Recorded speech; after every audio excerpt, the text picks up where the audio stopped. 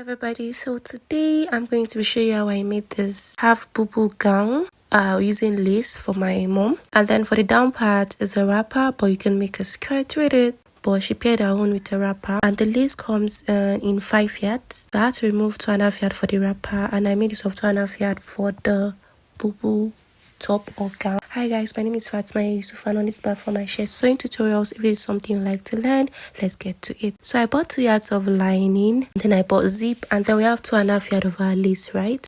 She wants zip at the back, so I ended up having one side longer than the other, but it came out nice at the end also. What I did was I split the 2.5 into 2 and I folded it using the width, and then I'm going to fold it using the width, and I'm going to place one on the other, right?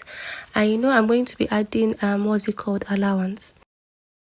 So I already cut out the yard I would be needing for wrapper and then for scarf. Sorry, I made use of 2 yards for the boubou top because I had to cut out half yard for a scarf. So I divided it into 2 and I placed it like this in such a way that I had 1 inch allowance left for the zip, and basically the sides were not equal, and it's lace, so basically she wants this side, the edges to be at the edge because of the design or the embroidery at the side. So we had to maintain like that. But if I had a designing machine, I can cut it off and then do my own design.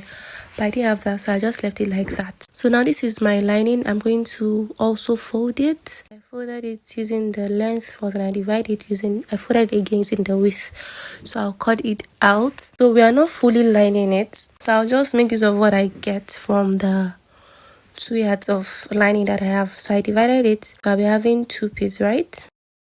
So it's a butterfly boubou. It doesn't take much time. It's very easy to make.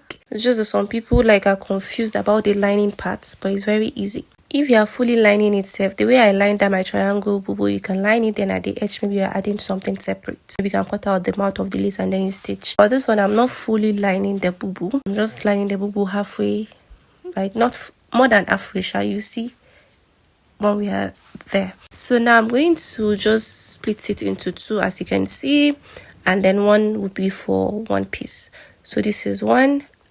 This is 1 for one of the piece, that back or front. Then I'm going to reduce the side, that's the wideness. Like I said earlier, I'm not fully lining it because I want those edges to be unlined, it's part of the design. So I'll just fold in some inches and I'm going to cut it off. I didn't measure it, sorry about that, but you just cut off the amount you are okay with, right? Good. I'll do same thing for the back piece also. I'll also do same thing for the back piece. I'll reduce the wideness because we are not fully lining it because we want the edges to be unlined. I don't know if that English is correct though. And then after cutting it off, I'm not cutting on the neckline first because I'm making use of an embroidery cape, already made embroidery cape on it. So you can't cut out the neckline until when you're done fixing the embroidery cape. And I didn't do that. I had to take it to a designer, someone that has a designing machine, so that he can do it for me. Because I feel like that one is more neater than me doing it with my sewing machine and using hemming tape. But if you can put your embroidery cape by yourself, there's no problem. But I just prefer taking it to where they have the machine so that the edges can be so neat. So now I'm going to line the front piece. And how do I do that? Firstly, I'm going to hem the sides of my lining. That's the 2 sides and then the down part, right? So you open up your lining and then you stitch the side and also the down part. So you are leaving the upper part unstitched, just folding stitch half inches, and you are good to go. Then I'm going to notch the middle of my front piece. So I'll just touch the needle on the lace and also the lining, so that when I'm stitching, I will know where the middle is. The middle is actually evident on the lining, but not on the lace, because the lace is because of the lace fabric, so I had to notch. So I'll place it front face facing front face after you've stitched the sides, right? I make sure the middle aligns, and then at the upper part, I'm going to stitch by half inches from the middle to the left and from the middle to the right. That's what I would do. And when I've done that, I'll also stitch. So this was after stitching the upper part. And you see I've hemmed the down part and also the sides. So I'll turn it over.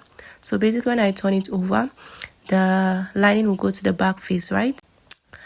So I'm going to give it a good iron press to make sure that everything is neat and they align. So now I'm going to go over to my machine and I'll stitch the sides to the lace. You don't want to leave it on stitch, if not it's just going to be flying around. So I'll just stitch it using the same color of thread. I'll stitch the sides.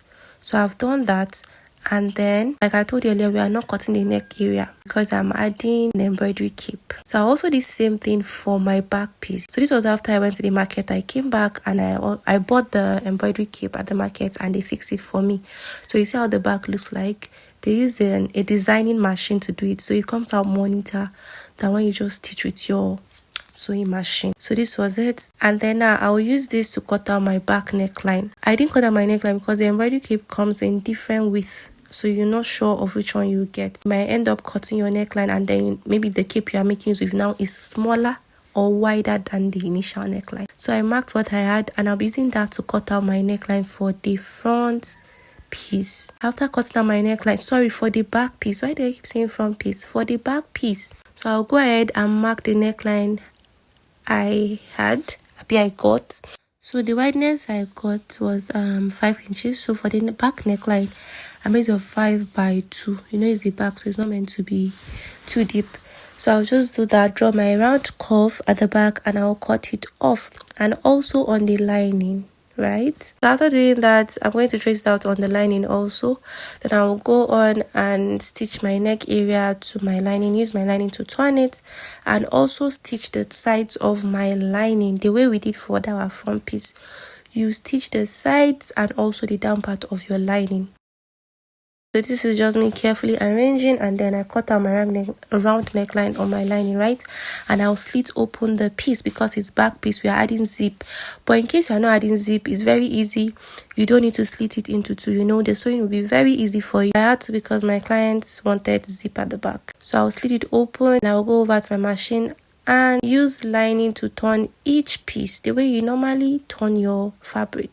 Then after doing that, I'm going to hem the side. For this case, I didn't hem the down part because the down part has the edge of the lining, so basically it's not going to frill or anything. So I left the down part unstitched. I only hem the side. So for the turning, I stitched the neck area, the side, and also the upper part. Since the front piece upper part is also stitched, so you need to stitch it. So after doing that, I'm going to join my front piece to my back piece. Why I keep saying back front piece, sorry. So after doing all that, I'm going to join my lining of each to I'll stitch the lining to the fabric the same way we did for the front piece. You turn out and then give it a good press, and I'm going to stitch the lining to the front piece like I did earlier. Use the same color of thread to make sure it's on the color you're using. So I used yellow and I tried to make sure that my stitches are on the yellow. It did not show on the green part. So I've done that here for the two piece. So I'll now join them together, front face facing front face, right? The way you normally join your back piece together.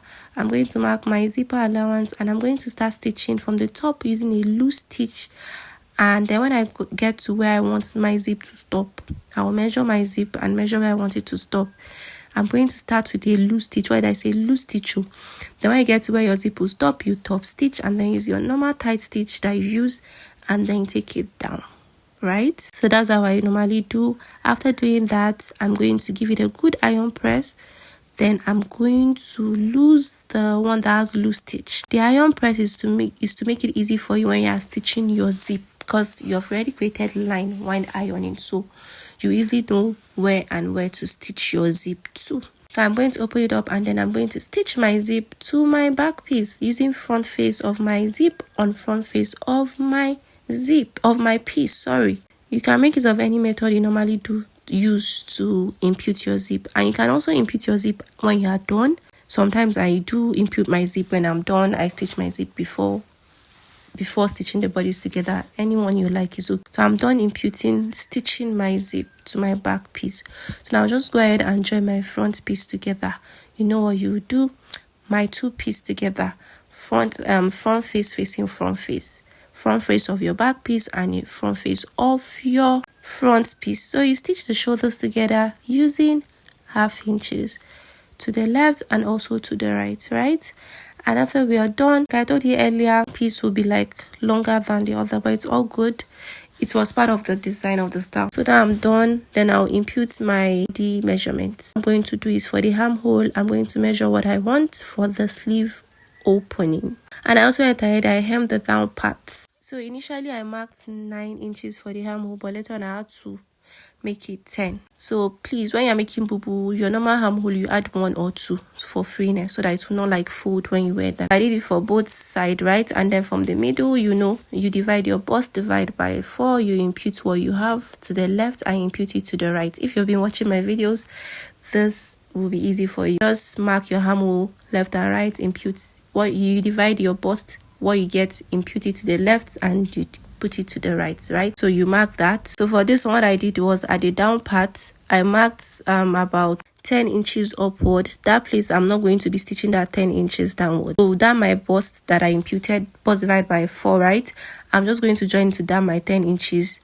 I'll join it slantly to meet, because this is not going to be fitted. But if you want it to be fitted, you might need to impute your bust to your waist and then you take it slantly downward. But for this one, it's not going to be fitted. So I just joined from that my bust, right, divided by 4 slantly to meet my 10 inches downward that I marked. I'm just going to run my stitch on that line. And for the wideness, I left around that 10 inches it was 9 inches. So you just stitch, your boubou is ready.